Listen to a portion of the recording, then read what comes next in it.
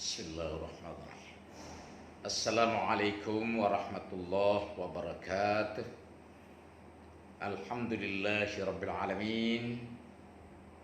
Wassalatu wassalamu ala asrafil anbiya'i wal mursalin wa ala alihi wa ashabihi ajma'in, amma ba'd. Sahabat-sahabat yang dimuliakan Allah di mana saja berada pada kesempatan ini, sungguh kebahagiaan yang tak terhingga oleh Allah memberikan kita kesehatan, keafiatan, terus ditambahkan oleh Allah iman kita, sehingga begitu taat kita beribadah, begitu kita bersemangat karena diberikan kesehatan iman kita dalam setiap aktivitas kita sehari-hari. Salawat dan taslim kita aturkan kepada Nabi Allah Rasulullah sallallahu alaihi wasallam. Sahabat-sahabat dimuliakan Allah, puasa dalam bahasa Sanskerta disebut dengan puasa. Saum disebutkan dalam Al-Quran 1 kali. As-Syam disebutkan kurang lebih 9 kali. Di antaranya adalah dalam surah Al-Baqarah, alladzina amanu kutiba alaikumussyam kama kutiba alal ladzina min qablikum la'allakum tattaqun. Hai orang yang beriman, diwajibkan atas kamu atau kepadamu berpuasa sebagaimana diwajibkan pada orang-orang sebelum kamu, la'allakum tattaqun, mudah-mudahan kamu bertakwa. Puasa itu pada umumnya kita tahu bahwa berpuasa tidak makan, tidak minum, tidak berhubungan badan dengan istri yang sah, dan untuk tidak menyalurkan pada syahwat-syahwat yang baik yang dibolehkan maupun yang terlarang pada siang hari kurang lebih 14 jam. Yang dimaksudkan oleh Allah ini adalah sebagai proses pelatihan bagi setiap orang yang berpuasa. Latihan tidak makan sesudah puasa, harus hati-hati makan. Latihan tidak minum, latihan dan lain-lain. Yang halal dilarang dan dibatasi waktu yang telah ditetapkan. Pada waktu yang telah ditetapkan. Setelah puasa, artinya latihan itu sudah mulai bagus sebulan penuh, 29 hari, 30 hari, maka dapat diwujudkan, dipraktikkan latihan-latihan ini pada 11 bulan ke depan. Makanya Allah menyebutkan pada rangkaian ayat-ayat tentang puasa, pada rangkaian puasa itu yang terakhir disebut wala ta'kulu amwalakum bainakum bil batil. Jangan kamu makan harta orang lain atau bukan hartamu dengan cara yang batil. Nah, yang ini ada modus-modusnya. Makanya modusnya ini perlu kita ketahui proses apa itu yang tidak boleh, itu bagaimana caranya tidak boleh. Pertama, seorang suami maharnya pohon kelapa, itu juga harus hati-hati. Kalau sudah minta izin kepada istri, boleh. Apalagi kalau menjual yang disebut dengan mahar, tidak boleh, karena itu bukan hak kita lagi, itu hak istri. Yang kedua apalagi? Ya, pada saat kita diberi kepercayaan orang untuk menggarap sawah, ladang, dan lain-lain, pembagian si pemiliknya mesti jelas. Jangan kemudian kita ambil. Apalagi modusnya itu pembagian zakat. Jangan kemudian zakat yang bukan milik kita ambil. Khususnya kita ingatkan ya, bagi mereka yang ambil zakat, bagi mereka yang diberi kewenangan untuk mengumpul zakat dan membagikannya, ini juga harus hati-hati. Karena kalau tidak, masuk dalam perut kita ini hal-hal yang terlarang. Apalagi yang lain. Nah, ini biasanya yang menjadi viral ya, yang menjadi semangat orang sampai kemudian demo besar-besaran tentang orang yang melakukan namanya korupsi.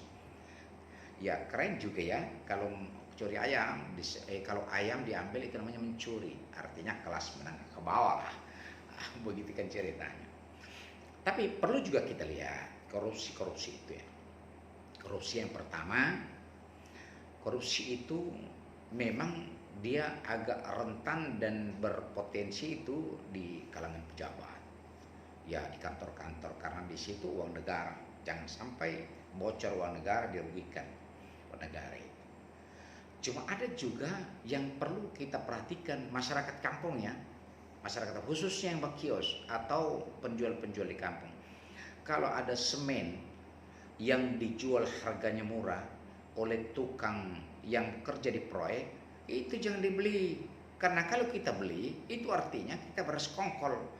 Allah kan sudah menyampaikan, wa ta'awanu 'alal birri wat taqwa wala ta'anu 'alal itsmi wal 'udwan. Jangan bekerja samalah kamu, bertolong-tolonglah kamu pada takwa, pada kebaikan, dan jangan bertolong-tolong pada hal yang terlarang. Itu kan seperti itu, Pak, ini semen saya jual murah, ini besi saya jual murah. Berapa? Ya besi ini sekian, ini semen 50.000 saja, yang pokok ada pembeli rokok. Itu tidak boleh, karena kalau dia jual berarti itu mengurangi kualitas bangunan, dan kalau mengurangi kualitas bangunan akan dapat terjadi temuan pada pekerjaan itu. Siapa yang bertanggung jawab? Tentu ya pertama kontraktor, yang kedua orang di kantor. Di sana dijual oleh rakyat, tapi yang bertanggung jawab sepenuhnya orang kantor, dan dia dituduh sebagai orang yang pelaku korupsi. Kalau tidak bisa dikembalikan oleh BPK sudah lakukan audit, pasti akan jalan keluarnya disorong ke kejaksaan. Kasihan kalau kemudian kamu yang berbuat, orang lain yang berbuat, dia bertanggung jawab. Nah, pertanyaan berikutnya, apa semua itu kalau korupsi kantor itu? Ya, untuk diketahui adalah biasanya ada yang disebut dengan fiktif. Fiktif itu buat laporan pertanggungjawaban tapi tidak ada pekerjaannya, itu namanya fiktif. Ada juga yang disebut dengan tidak sesuai spesifikasi, spek namanya. Biasa disingkat dengan spek, spesifikasi. Itu barangnya ini kualitasnya tinggi dan mereknya tertentu, terus kemudian dibeli yang murahan. Wattnya sama, besarannya sama, tapi kualitasnya yang berbeda, tidak sesuai spek. Apalagi ada juga yang tidak sesuai volume, tidak memenuhi volume. Misalnya di rap itu 10, dibeli 5, dipertanggungjawabkan 10. Misalnya 10 rim kertas. Ya, ini kan barang habis pakai. Biasa susah juga. Ini biasa di sini peluang. Dia beli 5, dia pertanggungjawabkan 10. Itu namanya tidak sesuai volume. Ada juga disebut dengan markup, kemahalan. Harganya sekian, dia kasih tinggi harganya. Sisanya itu diambil. Itu disebut dengan korupsi. Kalau itu ditemukan, maka terus mengembalikan prosesnya. Ketika BPK yang temukan, BPK merekomendasikan untuk dikembalikan uangnya. Kalau kesalahan administrasinya yang diperbaiki, dipenuhi, ada fotonya, ada gambarnya, ada tanda terimanya, dan seterusnya. Itu namanya perbaikan administrasi. Jika uang tidak bisa dikembalikan, jika dokumen tidak bisa diperbaiki, maka waktu yang tertentu ditetapkan, katakanlah 6 bulan, 1 tahun, dia disorong di kejaksaan. Ini lagi bermasalah. Pertanyaan terakhir, bisakah kita mengambil uang yang tidak halal, artinya haram, artinya kita melakukan korupsi, terus kita bagi-bagi orang di kampung supaya pencitraan? Dia itu orang hebat, dia itu orang dermawan, dia itu orang luar biasa, dia bagi-bagi uang, tapi uangnya diambil dari hasil korupsi. Tidak bisa. Satu-satunya pertanyaan di akhirat kelak adalah pertanyaan harta dari mana kau peroleh dan kemana engkau gunakan. Kalau diperolehnya haram, dipergunakannya halal, tidak boleh. Dipergunakannya haram, diperolehnya halal, tidak boleh.